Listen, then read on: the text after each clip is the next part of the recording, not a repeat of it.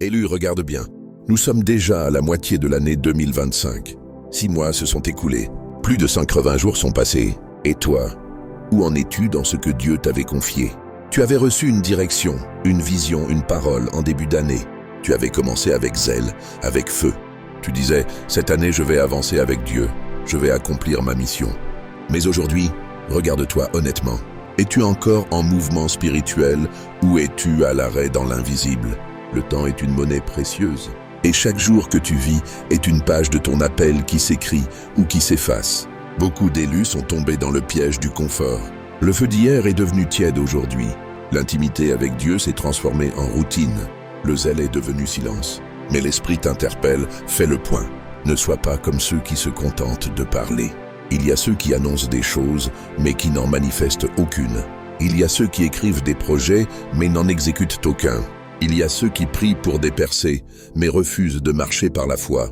Dieu n'est pas impressionné par tes déclarations. Ce qu'il regarde, ce sont tes fruits. Jésus a dit, c'est à leurs fruits que vous les reconnaîtrez. Matthieu 7,16. Quels fruits as-tu porté ces 6 derniers mois? As-tu avancé dans la sanctification? As-tu brisé des chaînes spirituelles? As-tu obéi quand Dieu t'a parlé, même dans les petites choses? As-tu bâti quelque chose pour le royaume ou es-tu resté spectateur? L'Esprit ne te condamne pas. Il te réveille, car il est encore temps. Il te reste 6 mois, et Dieu peut faire en 6 mois ce que toi tu n'as pas fait en 6 ans. Mais il faut que tu te lèves.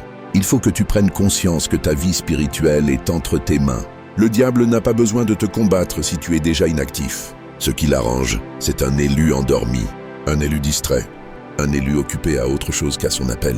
Aujourd'hui, le ciel te pose cette question. As-tu réellement marché selon ce que je t'ai dit?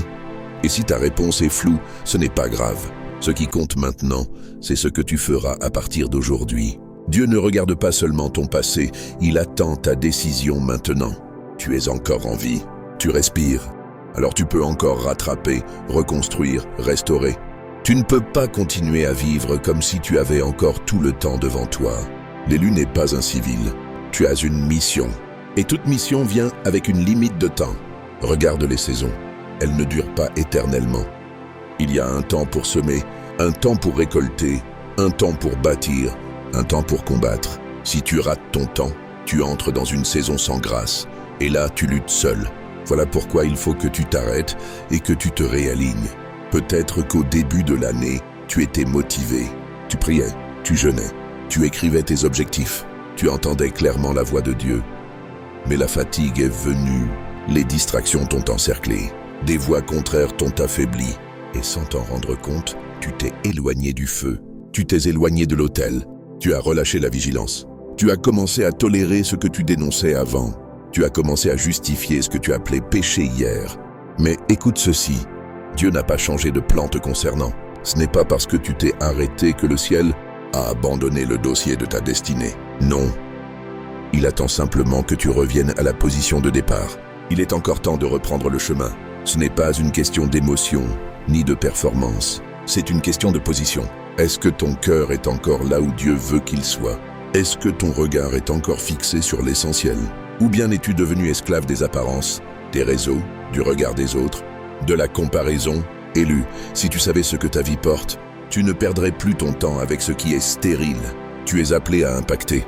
Tu es un point de lumière dans une génération confuse. Mais comment peux-tu briller si tu es éteint à l'intérieur?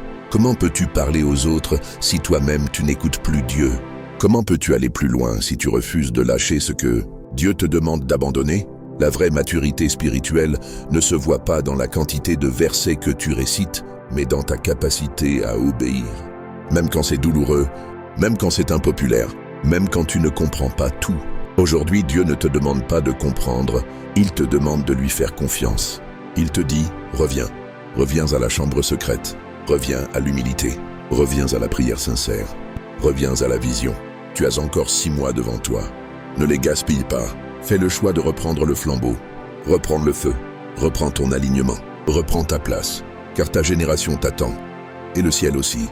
Tu sais, le diable ne dérange pas ceux qui ne portent rien, mais dès que tu portes un dépôt céleste, il dresse des pièges stratégiques. Le doute, la fatigue, la comparaison, les distractions, et parfois même les bénédictions mal gérées. Oui, Parfois ce ne sont pas les épreuves qui te volent ton feu, mais les petits conforts que tu laisses entrer sans discernement. Une relation émotionnelle mal placée, une réussite mal digérée, une habitude tolérée. Et petit à petit, tu t'éteins. Tu continues à aller à l'église, tu postes même des versets sur les réseaux. Mais intérieurement, tu sais que le feu n'est plus là. Tu pries, mais c'est vide. Tu lis la Bible, mais ça ne parle plus. Tu sers peut-être, mais ton cœur n'est plus connecté à la source. Le pire pour un élu, ce n'est pas de tomber, c'est de continuer à fonctionner alors qu'il est déjà déconnecté. C'est là que l'ennemi frappe fort. Il veut que tu penses que tout va bien, alors que tu es en train de t'égarer lentement. Il veut te faire croire que le simple fait d'être occupé signifie que tu es encore utile. Mais Dieu ne cherche pas des gens occupés, il cherche des gens obéissants. Alors pose-toi la vraie question. Qui t'a détourné du feu? Quel événement, quelle parole, quelle blessure, quel compromis t'a fait quitter ta position? Et surtout, pourquoi n'as-tu pas encore décidé de revenir? Tu dois comprendre ceci. Ton appel ne dépend pas de tes émotions. Il ne dépend pas des gens, il ne dépend pas des saisons. Ton appel dépend uniquement de Dieu et de ta réponse à sa voix. Et sa voix aujourd'hui te dit encore, souviens-toi donc d'où tu es tombé. Repens-toi et pratique tes premières œuvres. Apocalypse 2:5. Retourne là où le feu brûlait. Retourne à l'authenticité. Retourne à cette passion d'honorer Dieu, même quand personne ne te voyait. Ressaisis-toi car tu n'as pas été choisi pour végéter. Tu as été choisi pour impacter. Ce n'est pas le moment d'abandonner. Ce n'est pas le moment de te cacher. Ce n'est pas le moment de dire « je suis fatigué ». C'est le moment de te lever. Car chaque jour qui passe est un pas vers la fin. Et chaque jour de retard est un jour de manque pour ta génération. Reviens, allume de nouveau la flamme. Et avance, car la suite de cette année t'attend. Mais elle t'attend debout, aligné, rempli du Saint-Esprit. Alors, tu as écouté, tu as compris, tu as fait le point. Mais maintenant, la question la plus importante reste, que vas-tu faire du reste de cette année? Car l'éveil sans action reste une illusion. La conviction sans mouvement n'est qu'une émotion passagère. Tu ne peux pas écouter ce genre de message et retourner à la distraction. Ce serait une trahison silencieuse de ton appel. Dieu t'a parlé, et quand Dieu parle, c'est pour produire un changement. Les 6 prochains mois peuvent transformer ta vie. Ce que tu n'as pas construit pendant les 180 premiers jours, tu peux le faire en 30, si tu t'alignes. Ce que tu as perdu peut être restauré. Ce que tu as abandonné peut être repris. Ce que tu as ignoré peut devenir ton feu. Mais cela commence par une décision ferme. Pas demain, pas plus tard. Mais maintenant, reprends ta place dans le secret. Reprends tes disciplines spirituelles. Reprends le contrôle de ton temps. Et surtout, arrête de remettre à demain ce que Dieu t'a ordonné de faire aujourd'hui. Ne cherche pas des prophéties nouvelles, alors que tu n'as pas encore obéi aux anciennes. Ne cours pas après des confirmations, alors que le ciel attend une seule chose, ton oui total. Ton année n'est pas finie. Et si tu te relèves maintenant, Dieu peut faire en toi ce que tu pensais irréalisable. Rappelle-toi, Moïse avait fui, mais Dieu l'a rappelé. Élie s'était caché, mais Dieu l'a restauré. Pierre avait renié, mais Dieu l'a rétabli. David avait chuté, mais Dieu l'a relevé.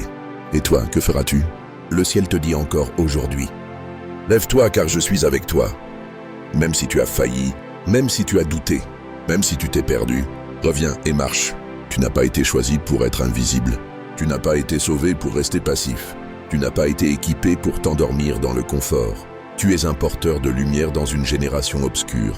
Alors que chaque jour t'approche un peu plus de la fin de ton temps terrestre, fais en sorte que les cieux puissent dire de toi « Il a accompli sa mission ».